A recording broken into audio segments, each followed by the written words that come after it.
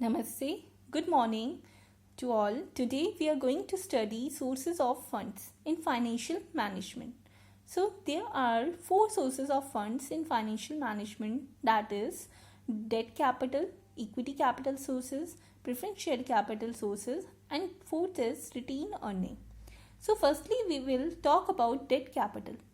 सो debt capital क्या होती है? अगर हम इसके एडवांटेजेस की बात करें, डेट कैपिटल को फर्स्टली हम लिंक कर सकते हैं बैंक कैपिटल से. हम बैंक से हम लोन लेते हैं तो एक सर्टेन इंटरेस्ट रेट पर पैसा लेते हैं, तो ऐसे ही हम डेट कैपिटल भी एक सर्टेन इंटरेस्ट रेट पर लेते हैं. अब बैंक की कैपिटल क्या होती है? अगर हम एडवांटेजेस की बात करें तो बहुत ही चीप कैपिटल होती है, बहुत ही सस्ते रेट पर हमें अवेलेबल होती है और उसे हम रेज कर सकते हैं. बहुत ही चीप कैपिटल कहते हैं इसको, ठीक है. इसी वजह से, क्योंकि सबसे कम इंटरेस्ट रेट पर जो भी हमें कैपिटल प्रोवाइडेड होती है, that is bank capital, that is debt capital. So इसे हम चीप कैपिटल कहते हैं. This is an advantage of debt capital. And second, अगर हम एडवांटेज की बात करते हैं तो ये it is tax free capital.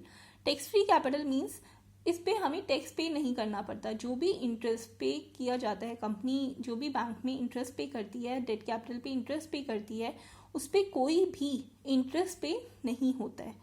Interest नहीं, टैक्स पे नहीं होता है. इस वजह से ये कैपिटल बहुत ही सूटेबल मानी जाती है बाय द कंपनी. बट 100% अगर कंपनी सोचे कि अगर हम 100% इसी ही डेट कैपिटल को ले लें अपने कैपिटल स्ट्रक्चर में, तो ये बहुत ही ज़्यादा रिस्की होती है. इसी वजह से फाइनेंशियल रिस्क बढ़ जाता है, तो इस वजह से कंपनी अवॉइड करती है. तो सेकेंड सोर्स हमारे पास, अगर हम इसके डिसएडवांटेजेस की बात करते हैं तो डिसएडवांटेज हमारा क्या है कि it is a very risky capital. क्यों रिस्की? क्योंकि भाई अगर मान लीजिए आपने पैसा बैंक से लिया और आपने जो पैसा लिया उस पर आपको लॉस हुआ, तो लॉस हुआ तो आप पैसा इंटरेस्ट नहीं दे पाएंगे बैंक का. तो बैंक आपकी जो प्रॉपर्टीज़ हैं उन्हें सीज कर सकती है, उस पर कब्जा कर सकती है, ठीक है. क्योंकि आपको उन्हें पे करना ही है, ये आपकी लाइबिलिटी है कि आपको डेट कैपिटल आप पर इंटरेस्ट जो भी आपका है वो आपको पे करना पड़ेगा. This is a liability on you, आपको पे करना ही पड़ेगा, ठीक है. तो इस वजह से जो कंपनी है इसे अवॉइड करती है, एक सर्टेन परसेंटेज ऑफ कैपिटल ही लेती है डेट कैपिटल से, ठीक है. नेक्स्ट है आपका जो नेक्स्ट सोर्स है, दैट इज इक्विटी कैपिटल. अगर हम इक्विटी कैपिटल की बात करते हैं तो हमारे पास two types of share holders होते हैं, that is ordinary share holders and preference share holders. अगर हम प्रेफरेंस शेयर होल्डर्स की बात करें तो प्रेफरेंस शेयर होल्डर के नाम से ही आपको पता चला है, इन्हें हम प्रेफरेंस देते हैं, सर्टेन टाइप ऑफ प्रेफरेंस किसमें कि जब मान लीजिए हमारे पास कोई भी प्रॉफिट आया तो हम सबसे पहले किसको पे करते हैं? डेट कैपिटल पर इंटरेस्ट पे करते हैं. नेक्स्ट हम क्या करेंगे? प्रेफरेंस शेयर होल्डर को पे करेंगे, ठीक है. प्रेफरेंस शेयर होल्डर को पे करेंगे, उसके बाद हम ऑर्डिनरी शेयर होल्डर्स को पे करते हैं, जो हमारी आती है इक्विटी कैपिटल में. इक्विटी कैपिटल इसी वजह से क्या होती है, नॉट अ रिस्की कैपिटल. ये रिस्की कैपिटल बिल्कुल भी नहीं होती, क्योंकि इस पर हमारा लाइबिलिटी नहीं है, कंपनी की लाइबिलिटी नहीं है. अगर उसे लॉस हुआ तो वो उसे पे नहीं करेगी, अगर प्रॉफिट हुआ तो पे कर देगी, लॉस होगा तो उसे पे करने की कोई ज़रूरत नहीं है, ठीक है. नेक्स्ट है इस पर अगर हम डिसएडवांटेज की बात करें तो इसमें हमारा टैक्स इम्प्लाइड होता है, इस कैपिटल पे हमारा टैक्स लगता है.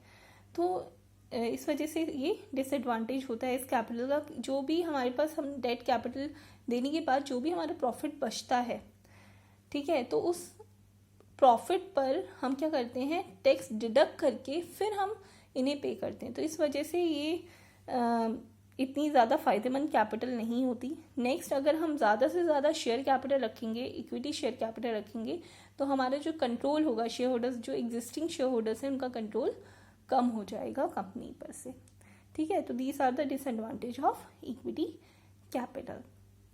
सो हर कैपिटल के क्या है, अपनी एडवांटेजेस हैं और डिसएडवांटेजेस हैं.